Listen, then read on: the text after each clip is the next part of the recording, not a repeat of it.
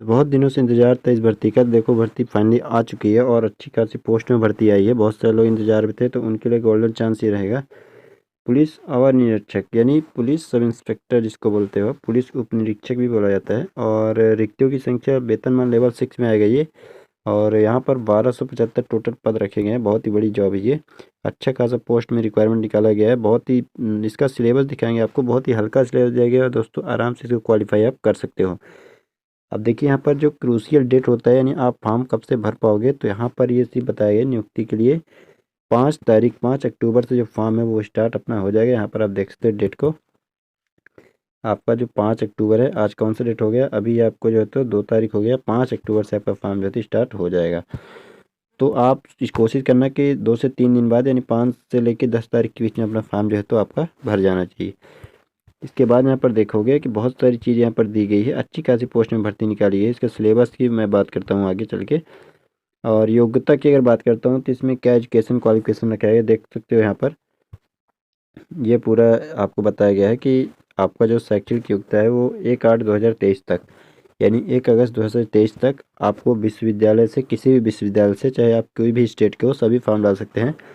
या राज्य सरकार से मान्यता प्राप्त जो कॉलेज है वहाँ से उत्तीर्ण होना अनिवार्य है। यानी यहाँ पर थोड़ा सुन लेना आप लोग। अगर आप लोग फाइनल ईयर में हो तो थोड़ा इस डेट को देख लो आप। इस डेट को क्या बताया गया है कि 1/8/2023 तक, ये 1 अगस्त 2023 तक अगर आपका रिजल्ट आ चुका है फाइनल का, तब तो आप फॉर्म भर सकते हो। अगर आपका रिजल्ट नहीं है, वेटिंग में है, या फाइनल ईयर में अपेयरिंग हो, एग्जाम ही नहीं हुआ है, तो आप फॉर्म नहीं डाल सकते हो। ये ध्यान रखना है इस चीज़ का। इसके बाद नीचे आएंगे, थोड़ा सा देखेंगे अपन। तो उम्र का सीमा वगैरह की बात की जा रही है यहाँ पर। बाकी सब चीज़ें यहाँ पर दिया गया है। अब यहाँ पर जो फिजिकल की बात करते हैं इसका, तो फिजिकल बहुत ही नॉर्मल फिजिकल रखा गया है। फिजिकल का पूरा यहाँ पर देख लेते हैं अपन। तो वजन, यहाँ पर वजन वगैरह के लिए कोई माप नहीं है, यानी फिजिकल का नंबर आपको कोई नहीं मिलने वाला है इसमें, केवल क्वालिफाइंग रहेगा। हाइट की बात करता हूँ तो अगर सामान्य कैटेगरी के जो होता है, जनरल कैटेगरी है, ओबीसी के लिए, पुरुष के लिए 165 सेंटीमीटर रखा गया है। और अगर आप जो तो अत्यंत पिछड़ा वर्ग से आते हैं तो आपको 160 सेंटीमीटर है। एसटी के लिए भी और एससी के लिए भी 160 सेंटीमीटर रखा गया है। बाकी एसटी एससी महिलाओं के लिए जो है तो कितना रखा गया है, 155 सेंटीमीटर। ये सभी महिला, यहाँ पर देख लो कि सभी वर्ग की महिला, चाहे आप जनरल हो या ओबीसी, कोई भी कैटेगरी से आप जो महिला हैं उनके लिए हाइट क्या है, 155 सेंटीमीटर रखी गई है। इसके बाद यहाँ पर देखते हैं सीने की बात करता हूँ तो बिना फुलाए 81 सेंटीमीटर और 5 सेंटीमीटर का आपका एक्सपेंशन चाहिए, यानी 86 सेंटीमीटर आपका सीना यहाँ पर रखा गया है। इसके बाद नीचे आएंगे तो वजन वगैरह के यहाँ पर कोई वो नहीं है कि क्या रहेगा। बाकी यहाँ पर नियुक्ति दो, सिलेबस में इसका चेंजेस नहीं है ज़्यादा। अब ये देखो कि प्रथम चरण में प्रारंभिक परीक्षा यानी प्री मेंस दोनों हो गए इसमें, और 200 अंकों का आपका प्री होगा। इसका सिलेबस का एक मैं डिटेल वीडियो बनाऊंगा। 200 अंकों में से आपको यहाँ पर जो तो कुल प्रश्न जो देखने को मिलेगा वो 100 नंबर का प्रश्न यहाँ पर देखने को आपको मिलेगा। टोटल आपका जो प्रश्न रहेगा 100 मार्क्स रहेगा। 2 घंटे का पेपर रहेगा और आपको 200 मार्क्स इसमें जो तो लाने पड़ेंगे। और यहाँ पर जो सिलेबस प्री का सिलेबस है बहुत ही नॉर्मल सिलेबस है, यानी आपको जीके का सिलेबस रहेगा और जो तो करंट अफेयर्स, मतलब 100 नंबर का जो भी प्रश्न आएगा वो उसमें जीके रहेगा और आपका करंट अफेयर्स रहेगा। तो आपका जो है तो काफ़ी सरल सिलेबस है, ये नॉर्मल सिलेबस रखा गया है। इसके बाद आपको जो तो मुख्य परीक्षा के लिए 20 गुना अभ्यर्थी जो है तो बुलाया जाएगा, यानी आपको 20 गुना कैंडिडेट 12 यानी 25,000 लगभग लोगों को बुलाया जाएगा। और द्वितीय चरण में यहाँ पर बता दूं कि आपकी मुख्य परीक्षा लिया जाएगा। मुख्य परीक्षा में आपको प्रारंभिक परीक्षा जो भी पास करते हैं, जो प्री पास होते हैं, उनको बुलाया जाएगा।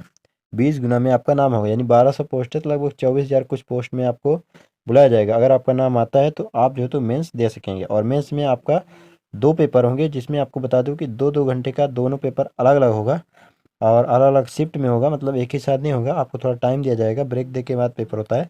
और प्रथम पत्र में यहाँ पर बता दूं कि हिंदी का पेपर, यानी 100 नंबर का टोटल, सॉरी 100 अंक का, सॉरी 100 क्वेश्चन टोटल आएंगे हिंदी में, और आपको 200 अंक यहाँ पर टोटल पूर्णांक रहेगा उसमें। और आपको इसमें किस क्वालिफाइंग रहेगा, यानी हिंदी का आप कोई भी आपका मार्क्स नहीं जुड़ेगी, ये चीज़ आप थोड़ा ध्यान रखना। और यहाँ पर बता दूं कि आप हिंदी में अगर 30% यानी 200 का आप लगभग इतना 30% आप इसको निकाल लो, लगभग 60 नंबर भी अगर पाते हो तो आप हिंदी में क्या रहोगे, पास रहोगे।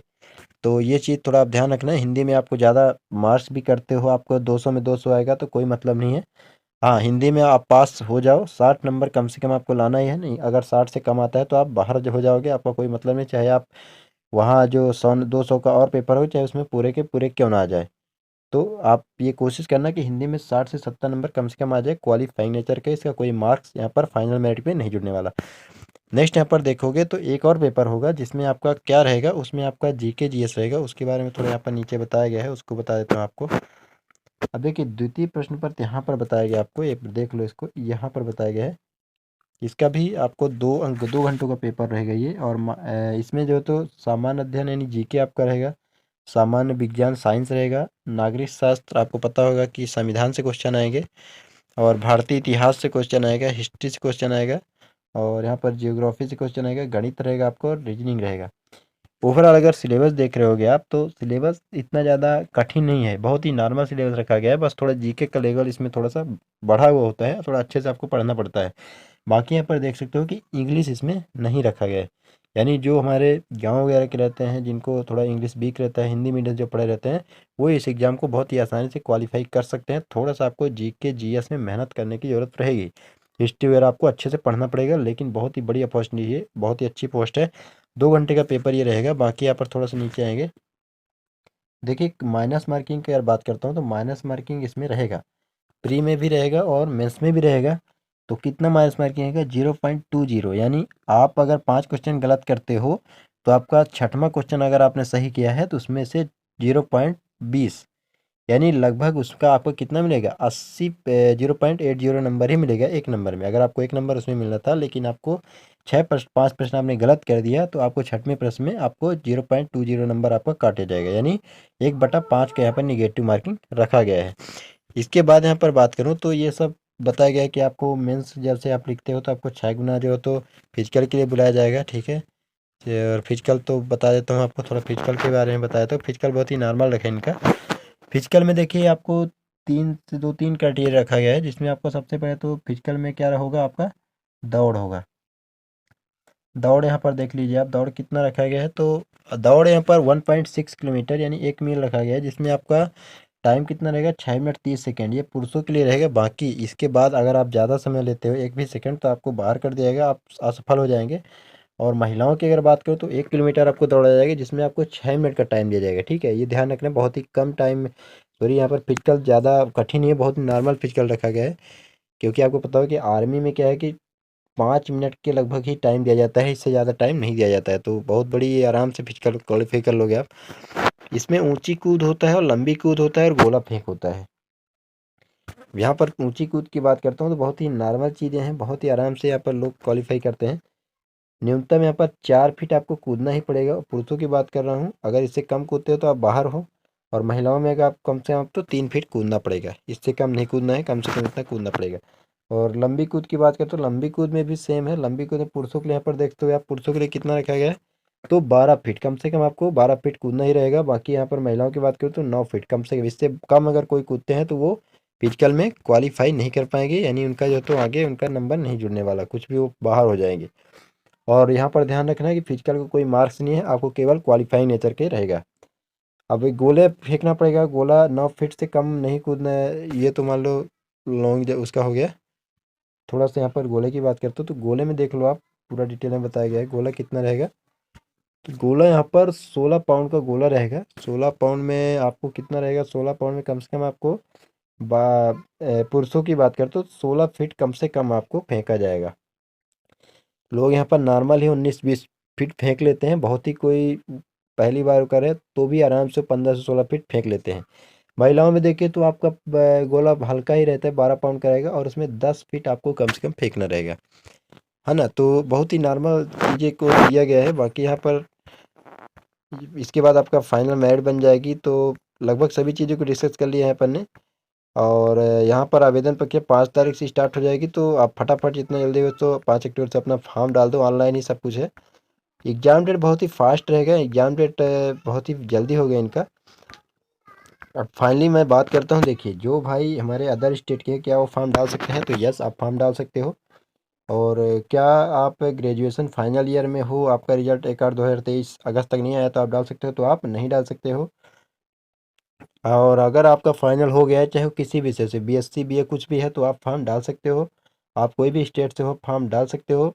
और ये एसआई के पोस्ट रहेगा, तो वेतन इसमें लगभग 45,000 फर्स्ट सैलरी ही मिलता है, तो बड़ी अच्छी खासी पोस्ट है।